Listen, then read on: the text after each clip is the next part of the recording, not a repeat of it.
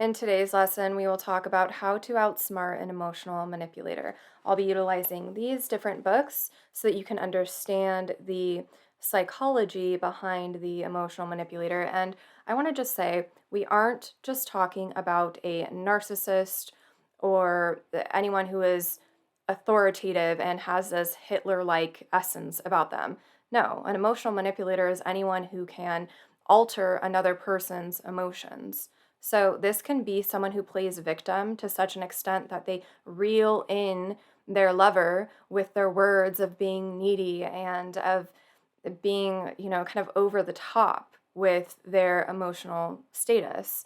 And they pry on their partner or on others and make them feel bad for their current position. So it's not just a higher figure, who holds this status. This is also someone who is maybe more vulnerable and fragile, and they just know how to work others. Okay, so we have to acknowledge that for what it is. And right now, let's just get into these books that I held up. These books are going to give you an understanding of how the emotional manipulation works. We have to look at a handful of things, okay? So let's just get started really quickly. You have to understand the shadow because the shadow is what takes over a person, or the shadow is really what gets manifests through this individual as they are doing the emotional manipulating.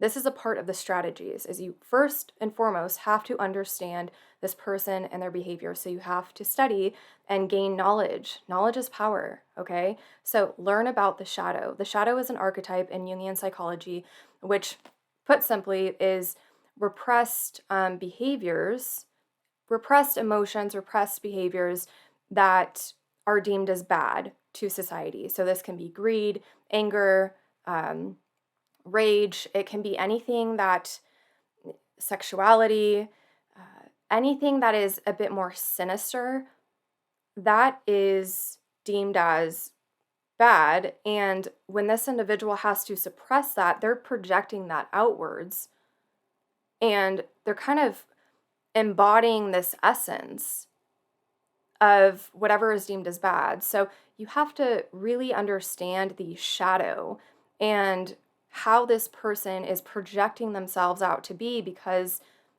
they're kind of living through this shadow essence. And this is where I'll also get into very quickly. This is going to be a short section on you doing your research.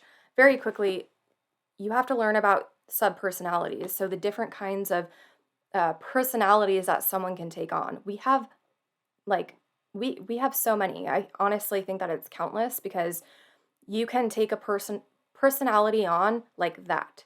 You can show up at a party and all of a sudden you can be this person, and you can change your personality based on the person that you're talking to. You may just be pushing out something based off what another is wanting you to be. So you have to learn about subpersonalities, get into internal family systems with I think it's Richard Schwartz.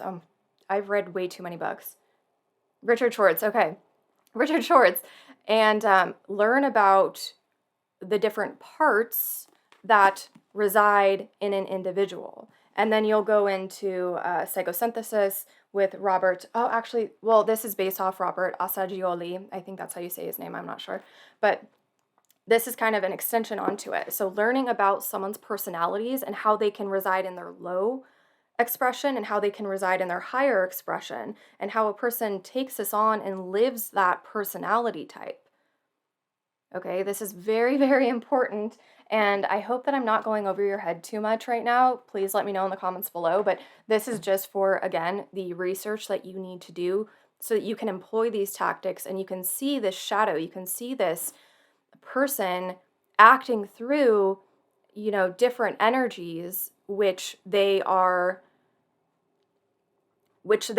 honestly projecting out as a defense. Like, it's the only way that they know. So we just really have to understand the shadow within that. And actually, I'm gonna hold on to this book, because I don't feel like that would apply. I'm gonna give you your homework to do for these books, to learn about the shadow, and then to learn about the different personalities, sub-personalities that people have. And that will give you a huge understanding on emotional manipulation, the uh, the shadow content and in the darkness and the heaviness that resides in a person and the reasons why they just project this out to the world. So do your homework. That is first and foremost the strategies that you need.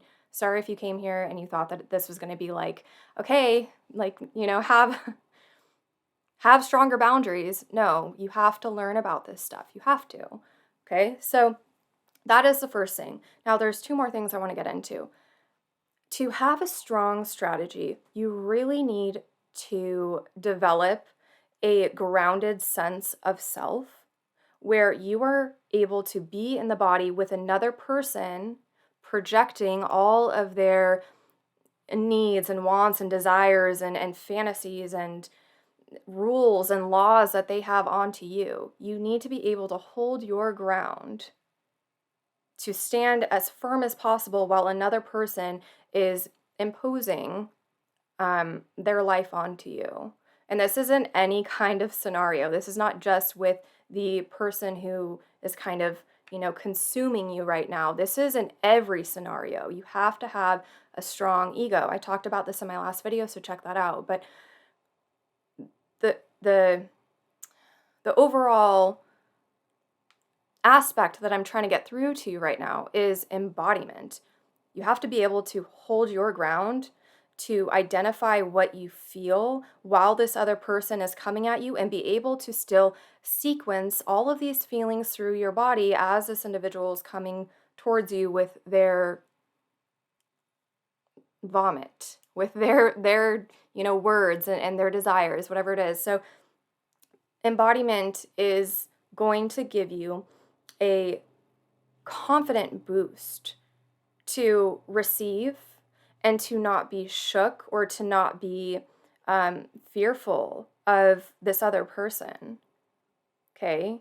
When you're aware of their personality, their shadow, their projections, and when you're aware of yourself and what you feel and what you're experiencing and your emotions, then you really can't be as controlled by the other as you would be if you were not to be embodied. Because if you were not embodied, then you would just take on everything and literally be annihilated by the energies which they are, projecting onto you. So embodiment, and the way that you can do, to really work on embodiment is to simply breathe and be in the moment as they are speaking to you, and just become aware of what you're feeling literally in your body right now as this experience is happening. Because it's almost like right now with you, I'm aware of the fact that I'm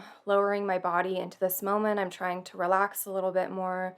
And I'm still feeling some high intense energies in my solar plexus, which means I have a little bit of fire in this video, but I'm also aware of the fact that there's a camera right here and there's lighting, and I'm just trying to share with you that you can be in your body and still receive the environment that's around you. Okay, so to be embodied while another energy that is very powerful comes at you, you have to have almost like this boundary or barrier around you, which goes into the last thing that I want to share with you on different strategies to really combat against this emotional manipulation, and that is knowing when to walk away. Okay? We are humans and we have our limits. So if you are allowing yourself to be pushed to such an extent that you don't even know who you are anymore, and that you're just allowing the realm of the unconscious to consume you and tear you, to pieces, don't do that. Don't do that. Come on. We are adults here. We know when we need to walk away. And we also know when we are adding to the situation. So knowing when to walk away. But what I will say and almost challenge you with, because this is a great opportunity for you to stand strong in who you are and practice feeling emotions and not taking on theirs. I would almost challenge you to practice the embodiment phase as you're still in this experience, and practice being where you are and then allowing them to come towards you with whatever it is that they have to say or however they're treating you, and see how long you can hold that tension between you knowing that you really deep down want to leave and that you want to maybe you want to explode. Hold the tension, hold the tension, hold the tension, and then let me just plant a seed for you. So if when this happens next time, okay? That seed that I'm planting is that once you're holding the tension as strong as you possibly can, you will do the mature thing and the right thing to walk away when the time is right and when you feel intuitively called to, okay, now is my time to express. I understand what you're saying to me and I know what you feel, but that is not my responsibility to take on. I want to empathize with you, but I can't because it's an unhealthy experience that you and I are in right now. And I can see that, and I know that you maybe can't, but I have to do what's best for me and walk away from this. Okay, so again, it's almost like holding compassion for the darkness, holding compassion for the heaviness of life. This is not about anything more than you really understanding how this shadow material takes over a person, how you can be strong and work against that in a healthy way. So I hope this video has supported you. I hope that this has done something for you. But leave comments below, and I will see you in my next video.